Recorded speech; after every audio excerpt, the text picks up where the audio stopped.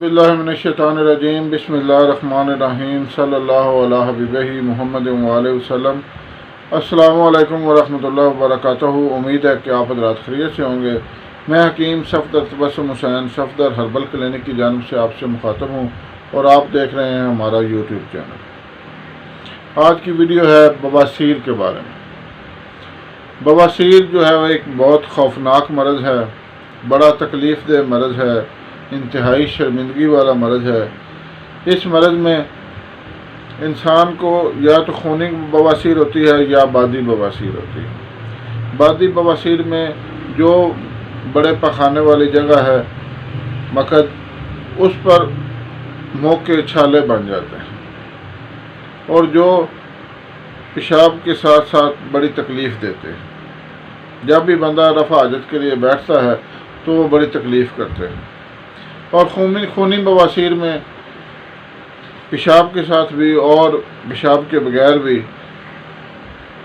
مقد سے خون جاری ہو جاتا ہے اور جو وقفے سے جاری رہتا ہے، حتیٰ کہ بندہ جب پیشاب کرنے بیٹھتا ہے تو کافی جگہ خون سے سرخ ہو جاتی ہے۔ آج اس کے لیے الحمدللہ آپ کو انتہائی شافی علاج بتائیں گے۔ سب سے پہلے گزارش ہے کہ ہمارے چینل کو سبسکرائب کریں، ویڈیو کو لائک اور شیئر کریں تاکہ دوسرے ضرورت مند حضرات تک بھی یہ مفید ویڈیو پہنچے اور وہ اس سے فائدہ اٹھائیں اور میرے اور آپ کے لیے صدقہ جاریہ بنے۔ تو میں عرض کر رہا تھا بواسیر کے بارے میں۔ بواسیر کیوں ہوتی ہے؟ بواسیر کی سب سے بڑی جو وجہ ہے وہ ہے بد پرہیزی۔ ہم لوگ اپنے مزاج کے مطابق چیزیں نہیں کھاتے اور جو ملتا ہے کھا جاتے ہیں۔ میں اکثر اپنے ناظرین کو یہ بتاتا رہتا ہوں کہ پرہیز تو جانور بھی کرتے ہیں۔ آپ نے اپنے گھر میں بلی، کتا، گائے، بھینس، بکری یہ جانور رکھے ہوئے ہیں، اکثر لوگوں نے رکھے ہوئے ہیں، آپ نے بھی رکھے ہوں گے۔ تو آپ دیکھیں گے وہ بھی ہر چیز نہیں کھا جاتے، کچھ چیزیں کھاتے ہیں اور کچھ چھوڑ دیتے ہیں، یعنی وہ پرہیز کرتے ہیں۔ لیکن ایک انسان ہے کہ وہ اپنے مزاج کو پہچانتا ہی نہیں ہے۔ اگر آپ کا مزاج بلغمی ہے تو ٹھنڈی چیزیں نہ کھائیں، اور اگر آپ کا مزاج گرم ہے تو آپ گرم چیزیں نہ استعمال کریں۔ یہ ایک تھوڑا حکیم تو اپنے لیے حکیم تو ہر بندہ ہوتا ہے تھوڑا۔ تو میں یہ عرض کر رہا تھا کہ ہر چیز کو کھا جانا، اور اس سے یہ ہوتا ہے کہ اپنے مزاج کے مطابق اگر چیز نہ کھائی جائے تو وہ جسم کے اندر سدے بنتے ہیں، اور اس کی سدے بننے کی اور بھی ایک بڑی وجہ ہے کہ چکنائی والی چیزیں ہم استعمال کرنا چھوڑ چکے۔ ڈاکٹر حضرات نے گھی تو ہمارے لیے بالکل حرام قرار دے دیا کہ گھی نہیں کھانا۔ اور بھائی اگر گھی نہیں کھاؤ گے تو انتڑیاں تر کیسے ہوں گی؟ اگر انتڑیاں تر نہیں ہوں گی تو وہ مواد کو خارج کیسے کریں گی؟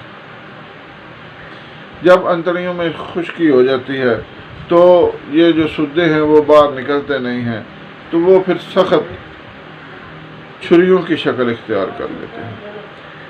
وہ جب وہ زور لگانے سے جب پیشاب تھوڑا بہت خارج ہوتا ہے تو وہ اس کی ایسی تیز دھاریں بنی ہوئی ہوتی ہیں جیسے چھریاں ہوں، تو وہ اندر سے زخمی کرتی ہوئی باہر آتی ہیں، تو بہت زیادہ مسئلہ بنتا ہے۔ اور اکثر لوگوں کو تو بواسیر، زیادہ تر لوگوں کو اسی وجہ سے ہوتی ہے۔ تو آج آپ کو اس چیز کا ایک شافی علاج بتاتے ہیں۔ اس کا علاج ہے ہمارا ایک خاندانی نسخہ جو ہم فری دیتے ہیں۔ اگر آپ ہمارے مطلب پر آ کر لیں تو اس کی بالکل کوئی کاسٹ نہیں ہے، فری آف کاسٹ ہم آپ کو وہ دیں گے۔ اور اگر آپ بائی ڈاک منگوانا چاہیں تو صرف ڈاک خرچ 500 روپیہ بھیج کر آپ ہم سے بالکل فری منگوا سکتے ہیں۔ وہ نسخہ ایسا بہترین ہے کہ ہمارے ایک اصل میں دوست ہیں، ہمارے استاد ہیں، محترم قاری فضل الرحمان نقشبندی صاحب۔ ان کی عمر اب 100 سال سے زیادہ ہے، اللہ تعالیٰ ان کو لمبی زندگی عطا فرمائے۔ انہوں نے اپنی زندگی میں تقریباً 40 سال یہ نسخہ لوگوں کو فری دیا، اور اب میں بھی کافی عرصے سے یہ لوگوں کو فری دے رہا ہوں۔ تو اگر کسی دوست کو چاہیے تو وہ کال کر کے تو ہم سے صرف ڈاک خرچ کے پیسے بھیج کر 500 روپیہ تو ہم سے فری منگوا سکتا ہے۔ الحمدللہ پہلی خوراک کھاتے ہی بندے کو آرام محسوس ہونے لگتا ہے۔ ایک زیادہ سے زیادہ 5 دن یا ایک ہفتے کی دعا کھانے سے بواسیر خونی بھی بالکل ٹھیک ہو جاتی ہے، اور وادی بھی۔ امید ہے کہ آپ اس موضوع سے فائدہ اٹھائیں گے۔ اللہ حافظ۔